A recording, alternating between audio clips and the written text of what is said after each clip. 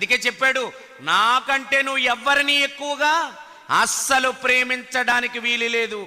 ఎవ్వడికి నాకంటే ఎక్కువ ప్రాధాన్యత కల్పించడానికి వీలు లేదండి. యేసుప్రభు తన ప్రాణమును కూడా ప్రేమించుకోలేదండి. మీకులు కొట్టుకున్నాడంటే మీరు ఆలోచించాలి.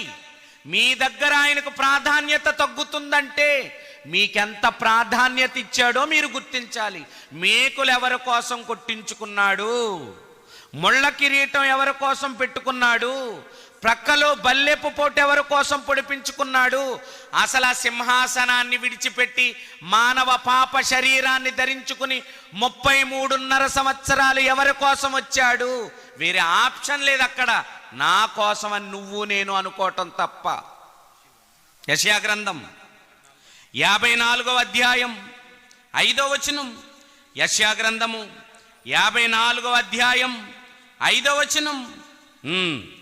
నిన్ను సృష్టించిన వాడు నీకు భర్త అయి ఉన్నాడు.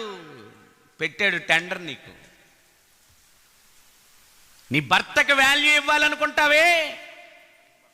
మనందరికీ భర్త ఎవరో? దేవుడు. మరి నువ్వెంత వాల్యూ ఇవ్వాలి? ఏమంటే నిజంగా చెప్తున్నాను, దేవుడికి వాల్యూ మన వల్ల తగ్గితే కుదరదు.